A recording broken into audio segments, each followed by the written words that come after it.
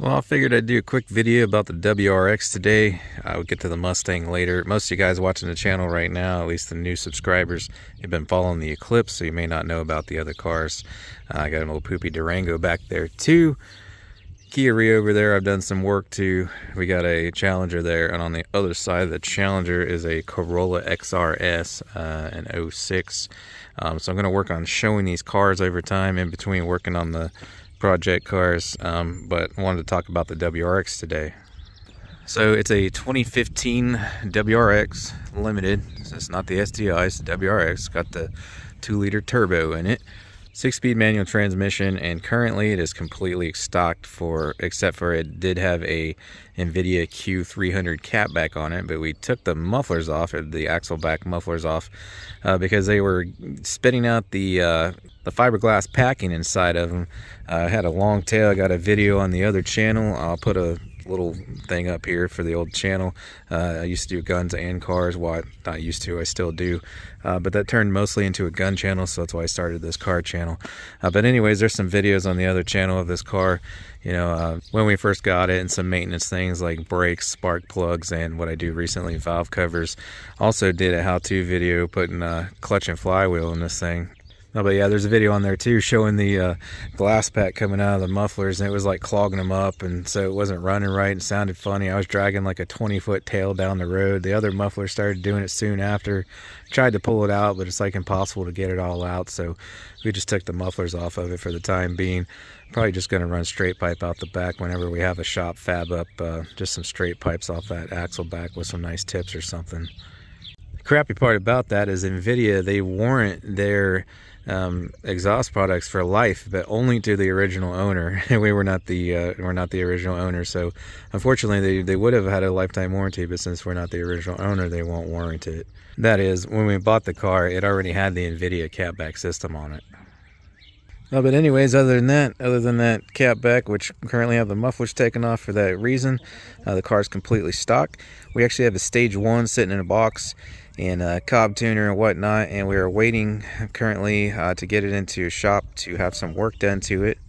So here before too long, I'll have update videos on it, whatnot, and some pulls and such, because it'll have a stage 1 tune, or not, well, stage 1 with the intake and whatnot and tune, but we're actually having it pro tuned on a dyno, so she should be running pretty quick after that.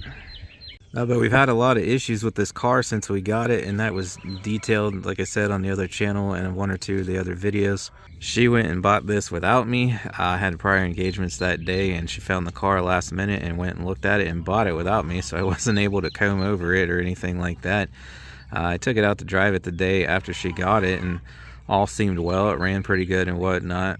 But then the very next day, we actually took it to the track, run it down the track and see what it would run. I mean, even though knowing what it would run stock, you know, low 14s.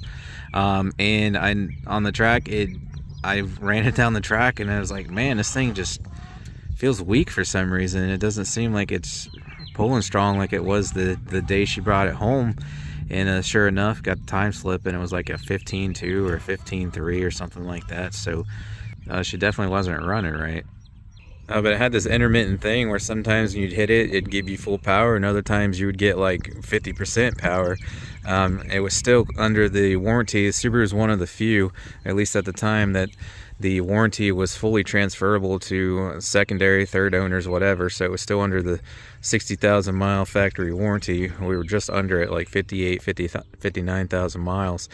Took it into the Subaru dealership, had them look over it, and they said it was fine. They couldn't find anything wrong with it. And the crappy part was it wouldn't throw any codes even though you had about a 50% power loss. So that didn't help either. You know, they plugged their scanners in. It's not saying anything's wrong with the car.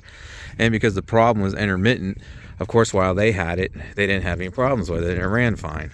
Now, this being a 2015, it's the first year with that motor, and I had read where there was apparently from the factory they had like some shoddy tunes, and so you could do the updated tune from Subaru, and the dealership did do that. So they probably just, you know, figured, oh, well, that was the issue. Now it's got the updated tune and whatnot. It's good to go.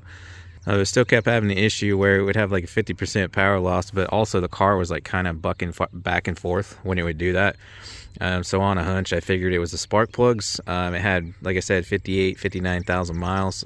The manual says the factory plugs are good for 60,000 miles, but I think that's a little far, honestly, personally, and it also depends on how rough you ride the car. So with that educated guess, I replaced the spark plugs, and then it solved the problem. It ran fantastic. I immediately did a pull video after that. Like I said on the other channel, I got pull video doing 0 to 60, 0 to 100, even running it all the way up to 130. By the way, off camera, it tops out. I found out it has a governor at 144, so it shuts you down at 144. It was running freaking great, fantastic, full power. But that was short-lived. I think it ran good for like 3 or 4 weeks, and then it started doing the same crap again. And so it's like, all right, well, it's got new plugs in it, so it can't be the plugs now. And then we did like coil packs, and then the coil packs still didn't fix the issue. And I did hours and hours of research, and I'm not really wrenched on a turbo car before. I kind of know like the workings of them and whatnot, but I know they got a lot of extra parts and sensors and whatnot, boost controller this, boost controller that, and different computerized crap for them and whatnot. I checked for boost leaks and everything, couldn't find anything. Everything was tight. But to the best of my, I checked compression too, if I remember correctly, which obviously it should still have good compression with only 59,000 miles on it. But I basically came to the conclusion that it was some sort of boost issue, even though I couldn't find a leak or anything. That was the other thing. The boost needle was real erratic, and it would like drop down to like only 9 or 10 PSI, but also the needle would kind of like bounce around like crazy. But I mean, like, it sounded fine. It was not burning oil. Like I said, the weird part was it was intermittent. So I was sure it was some component on there failing intermittently. So that made it really difficult to track down what the issue was. So I know how these cars and turbo cars in general, but especially these Subarus, they can be really nitpicky. And the fact that I didn't have a whole lot of experience with turbo cars and whatnot, you know, basically at that point, because I didn't want to keep throwing parts at it and like, well, maybe it could be this, and replace this $300 part, and then it still does it. And then, oh, maybe it can be this, because that's what we did with the coil packs. We threw a couple $100, $200 or $300 worth of coil packs on it, and it changed absolutely nothing. So at that point, I was like, all right, well, we shouldn't throw parts at it anymore. We really just need to take this to somebody who knows these cars inside and out, and you know, they can find it real quick and get it fixed once and for all. It took a long time for that to happen, just life getting in the way and finances and whatnot. And again, not my car, it's hers, so it was kind of up to her. But we did finally last year get it into a shop that specializes in these, and it's the place we're taking it back to have the Pro Tune and everything done. And they actually had it for a few days. Even they had kind of difficulty finding what the problem was, but they eventually ended up settling on that it was the boost controller, more specifically the boost control solenoid, okay? And they were super nice, and they swapped it out they had a factory pull-off, because what we were doing was we wanted to get the thing running right first, because there's no sense in, you know, souping it up and having a Pro Tune and all that done until you get the car running right. So, you know, we told them that, hey, we have plans to do this, but, you know, we need to get this thing running right first, as you should. So they ended up finding that the BCS, the boost control solenoid, was acting up intermittently, and what they did, they were super nice. They only charged us just for replacing that thing, even though they had it for a few days and kept having to take the car out and run it because it was an intermittent problem, to see what it was doing. I think they even put it on their dyno and pulled some numbers and such as well. And when they installed it, the car pulled hard and ran good, and then it didn't have any more of the intermittent problems. When we got it back, you know, we were super happy. The car pulled super hard again like it should, and it did that all day. And so we thought we were good to go. So then we were preparing to get the stage 1 and all that, get the aftermarket boost controller to go with stage 1 and the fuel pump upgrade and all that. And then literally the very next day, the car started doing the same crap again. But that confirmed it for us. Like I said, they said that was the issue. They put on a takeoff used unit off another car, and then it ran perfect, but only for like a day and a half. Started acting back up. So, you know, we were pretty confident that was the issue, considering they fixed it at least for a day and a half. So we're like, okay, well, this one had the issue with that factory boost control solenoid. So, you know, the car they took this off of, it's highly likely that that one had an intermittent issue as well. So it's seeming to be a theme with these cars. So if you have one of these and you have like power coming and going and you can't figure out why it runs strong sometimes and other times it doesn't, it might be your boost control solenoid.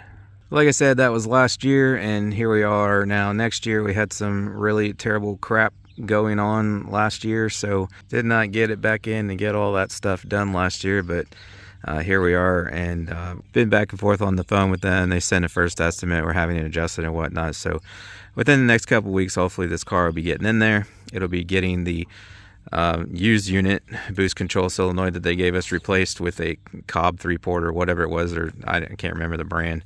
We'll be having the cold air intake put on, stage 1 kit, all that, and their Pro Tune done. New higher flow fuel pump to match.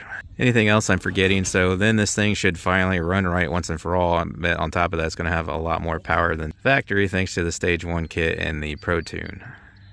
So that's where we stand on her now. Like I said, hopefully a couple weeks or so we'll have it in the shop there, and she should be good to go after that and faster. So I wish I could do some like before and after pulls, but like I said, it's not running right. So I mean, sometimes it'll hold the power through first, and then usually halfway through second gear, then it'll do the power drop crap where it cuts like 40-50% power. And that's almost like a constant thing now.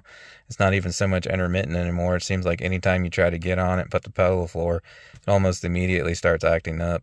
I'll get a little exhaust clip for you real quick, but like I said, doing any pulls or anything like that, any hot rodding, it's pointless because she ain't even pulling right.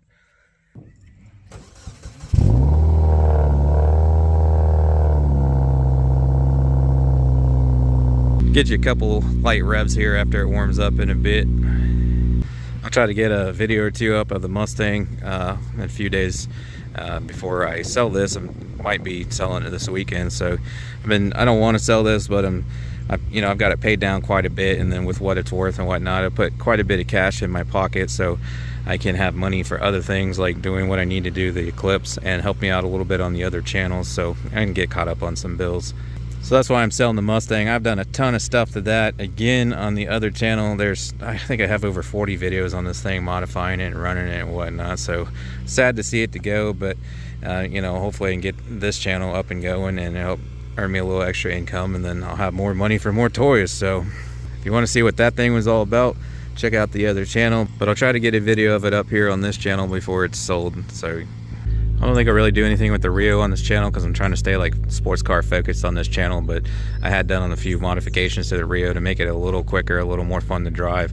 We got the winter tires on it right now, but I got a nice set of 17s that we ride on it when it's warm. About to switch them over. It's got cold air intake and an underdrive pulley. If you want to see anything on the Rio, including some pulls and whatnot, again, check out the other channel.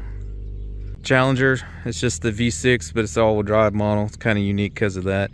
I'll see if I can get some videos up on this channel. I do have videos of it on the other channel, but we'll try to get some going on this channel. XRS, same thing.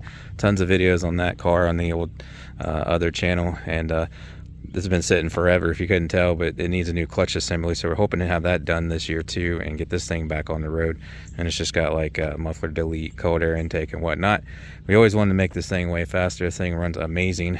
For those who don't know, the XRS model, which this is, it's got the 2ZZ motor out of the Celica GTS and the 6-speed manual transmission, so it's actually a pretty fun car.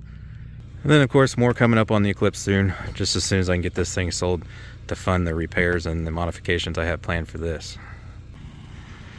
I think she's warmed up now. Get you back there, get a few light revs. Again, this is just basically, it was the NVIDIA Q300 catback, but the mufflers are off of it. So it's basically just, there you go, muffler delete. You got the NVIDIA pipe there, but other than that, so it's actually not that loud, surprisingly.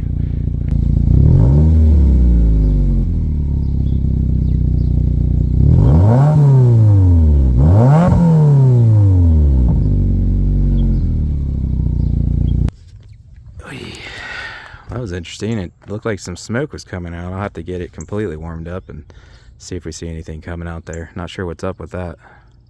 Anyways, guys, that's the Subaru. Have more coming up on it soon. Thanks for watching. Catch you on the next one.